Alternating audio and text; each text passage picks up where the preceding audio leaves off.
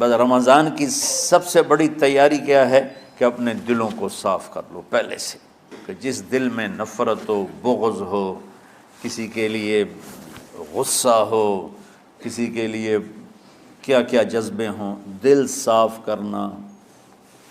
ہمارے گھروں میں روزانہ جھاڑو ہوتا ہے، یہاں مدرسے میں روزانہ صفائی ہوتی کہ نہیں ہوتی؟ چونکہ دنیا کی اصل گندگی ہے تو جھاڑو ہاتھ سے نہیں چھوٹ سکتا۔ حرم شریف میں دیکھا کیسے چاروں طرف خدام پھر رہے ہوتے ہیں برش لے کر، تو دل پہ غبار ایسے آتا ہے جیسے صحن میں غبار آتا ہے، دل پہ گندگی ایسے آتی ہے جیسے صحن میں آتی ہے۔ تو ہم نے نظام بنایا ہوا ہے، لوگ مقرر ہیں وہ روزانہ جھاڑو دیتے ہیں۔ تمہارا دل ایک آنگن ہے، ایک صحن ہے، اس میں بغض، نفرت، حسد، پتہ نہیں کیا کیا گندگیاں آئیں گی اور آتی رہیں گی۔ بچوں ایک کام کرو، جھاڑو پکڑ لو، صاف کرو۔ یا اللہ معاملہ تجھ سے کرنا ہے، لوگوں سے نہیں۔ کسی نے برا کہا، کسی نے غیبت کی، کسی نے گالی دی، کسی نے دھکا دیا، کسی نے حق مارا، کسی نے کچھ کیا، یا اللہ تیرے سپرد میں نے اپنے دل کو سب سے صاف کیا، میں نے اپنے دل کو سب سے صاف کیا۔ یہ اتنی بڑی عبادت ہے کہ بڑے بڑے نفلوں والے، تہجد والے، حج عمرے روزے والے تمہیں نہیں پکڑ سکیں گے، کیونکہ اس کا کرنے والا دنیا میں کوئی نہیں ہے۔ نفل پڑھنے والے تو بے شمار ہیں، عمرے کرنے والے بے شمار ہیں، علماء بے شمار ہیں، حاجی بے شمار ہیں، سخاوت کرنے والے بے شمار ہیں، لیکن اس ٹکڑے کو صاف کرنے والا لاکھوں میں ایک بھی نہیں ہے۔ مشکل کام ہے، آپ یہ سیکھ لیں، صاف کرو، صاف کرو، صاف کرو۔ یہ رمضان کی سب سے بڑی تیاری اور علم کو حاصل کرنے کی سب سے بڑی چابی ہے کہ اپنے دل کو کھلا کر لو۔ کوئی چیز خالی ہوگی تو کچھ آئے گا۔ جس دل میں بغض بھرا ہو، نفرت بھری ہو، حسد بھرا ہو، کینہ بھرا ہو، اس میں خاک آئے گا، اس میں تو علم کی ایک کرن بھی نہیں آئے گی۔ اس زبان سے چاہے جتنے مرضی موتی بکھیرے، دل اس کا اندھا ہوگا۔ لا تعمى الابصار ولكن تعمى القلوب التي في الصدور۔ یہ آنکھوں سے اندھے نہیں، دل سے اندھے ہیں۔ تو بچوں اپنے دل کو صاف کرنا سیکھو۔ وہ کتنی مشہور حدیث ہے، آپ نے کہا اس دروازے سے ایک جنتی آ رہا ہے، تو ایک انصاری صحابی داخل ہوئے، جوتا ہاتھ میں، داڑھی میں وضو کا پانی۔ اگلے دن اس دروازے سے ایک جنتی آ رہا ہے، تو ایک صحابی آئے، ہاتھ میں جوتا، داڑھی میں وضو کا پانی، وہی صحابی۔ اگلے دن اس دروازے سے ایک جنتی آ رہا ہے، تو وہی صحابی 3 دن جنت کی بشارت لی انہوں نے۔ اس صحابہ کی جماعت میں ایک شخص ہیں جن کا نام ہے عبداللہ بن عمرو بن عاص۔ ان سے بڑا عبادت گزار صحابہ میں کوئی نہیں تھا، نہ سابقین میں نہ متاخرین میں، نہ پہلوں میں نہ بعد والوں میں۔ ان کی عبادت کیا تھی؟ ساری رات جاگنا، سارے دن کا روزہ، اور ایک ختم قرآن صبح سے شام تک۔ اتنی اللہ نے طاقت دی تھی۔ پھر وہ غلو والی بات آ گئی، ایکسٹریم ہونے والی بات آ گئی۔ ان کی شادی والی رات حجلہ عروسی میں داخل ہو رہے ہیں، دلہن کے کمرے میں داخل ہو رہے ہیں، اور مصلی بچھا کے اللہ اکبر، اور دیر نفل تے نفل، دیر نفل تے نفل۔ تو ان کی بیگم نے دیکھا تو وہ بھی خیر کا زمانہ تھا، انہوں نے بھی وضو کیا اور پیچھے مصلی بچھا کے وہ بھی فجر تک نفل پڑھتے رہے۔ صبح ہوئی تو حضرت عمرو بن عاص رضی اللہ عنہ نے پوچھا، بیٹی رات کیسی گزری؟ کہا جی ماشاءاللہ آپ کے بیٹے تو بڑے عبادت گزار ہیں، ساری رات نفلوں میں ہی گزری۔ تو وہ ان کو شکایت کر دی۔ حضرت عمرو بن عاص کو اتنا غصہ چڑھا، بیٹے کو تو کچھ نہیں کہا، کتنی حکمت کی بات ہے، سیدھے گئے اللہ کے نبی کے پاس، یا رسول اللہ یہ عبداللہ دیکھیں کیسا نادان ہے، اس کی شادی کی ساری رات نفل پڑھتا رہا۔ تو آپ کہتے ہیں ماشاءاللہ ماشاءاللہ کتنی بڑی بات ہے۔ نفلوں میں گزر گئی، رات بھی نفلوں میں گزر گئی۔ تو آپ نے حضرت عبداللہ بن عمر کو بلا کے ڈانٹا کہ تو نے مہینے میں 3 دن روزے رکھنے ہیں، بس اس سے زیادہ نہیں رکھنے، اور ہفتے میں 1 قرآن ختم کرنا ہے۔ کہا یا رسول اللہ میرے اندر طاقت زیادہ ہے۔ پھر اچھا 15 دن روزے رکھنے، کہ نہیں میرے اندر طاقت زیادہ ہے۔ آپ اس کو تھوڑا تھوڑا کر کے گھٹاتے رہے، اور وہ ہر دفعہ نہیں یا رسول اللہ میرے اندر طاقت زیادہ ہے۔ تو آخر میں آپ نے کہا اچھا چلو صوم داؤدی پہ آ جاؤ، 1 دن روزہ رکھو، 1 دن افطار کرو، اور 3 دن سے پہلے قرآن ختم نہیں کرنا۔ تو آپ نے اس کو پیچھے کیا۔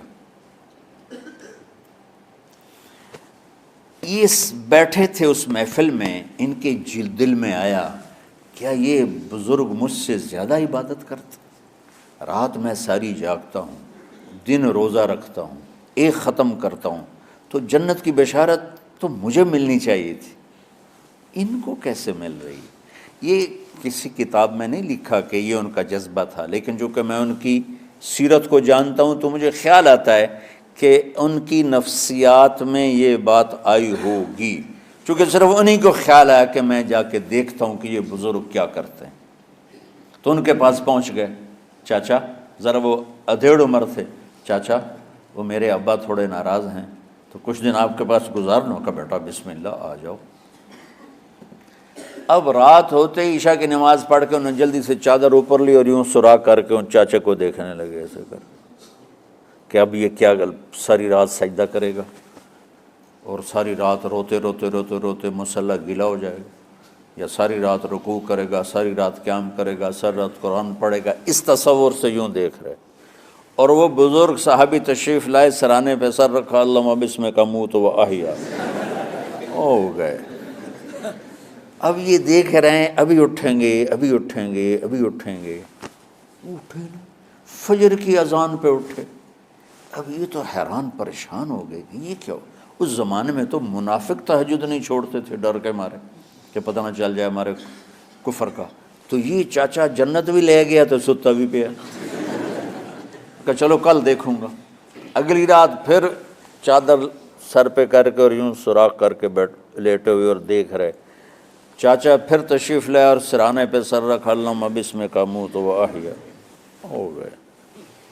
فجر کی اذان پہ اٹھے، یہ اور پریشان ہو گئے کہ میرا نبی کا فرمان تو سچا ہے، اس میں تو شک بھی کفر ہے، لیکن عمل کیا ہے جس پر اس کو جنت کی بشارت ملی؟ 2 رکعت نفل بھی نہیں۔ اور آج کے دور میں تم میں سے ماشاءاللہ اکثر بچے تہجد پڑھتے ہیں کہ 1 رات اور دیکھوں گا، تیسری رات اللہم بسمک اموت و احیا، ہو گئی ساری رات۔ تو تیسری رات پھٹ پڑے عبداللہ بن عمر، کہنے لگے چاچا میری ابا سے کوئی لڑائی نہیں تھی، 3 دن میں تیرے بارے میں سنتا رہا، جنتی جنتی جنتی۔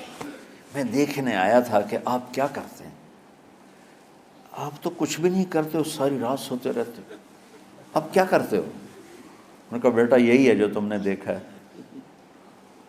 اب ان کو سمجھ میں نہیں آ رہا کہ یہ جوڑ کیسے بٹھاؤں، ادھر جنت کی بشارت، ادھر ساری رات خراٹے، اب یہ اس میں جوڑ کیسے بٹھاؤں، کیونکہ نبی کی بات تو غلط ہو نہیں سکتی۔ تو اب وہ نا ایسے نا بڑے بے دل سے ہو کر واپس مڑے، پتہ نہیں کی چکر ہوئے گی کوئی گل۔ جب وہ دروازے تک پہنچے تو کہنے لگے بیٹا ادھر آنا، واپس آ گئے۔ کہا میں تمہیں اصل راز کی بات بتاتا ہوں۔ کہا کیا ہے کیا ہے؟ تو یہاں ہاتھ رکھا، کہا یہ جو دل ہے نا اس میں کسی انسان کی نفرت نہیں۔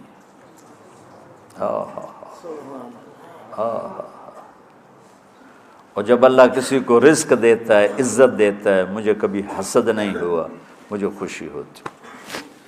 تو عبداللہ بن عمر نے کہنا تھا ہاں یہ بات ہے، نہیں، انہوں نے کہا ہاذا ہوا، اچھل کے کہنے لگے ہاذا ہوا، ہاں ہاں ہاں ہاں یہی ہے یہی ہے یہی ہے۔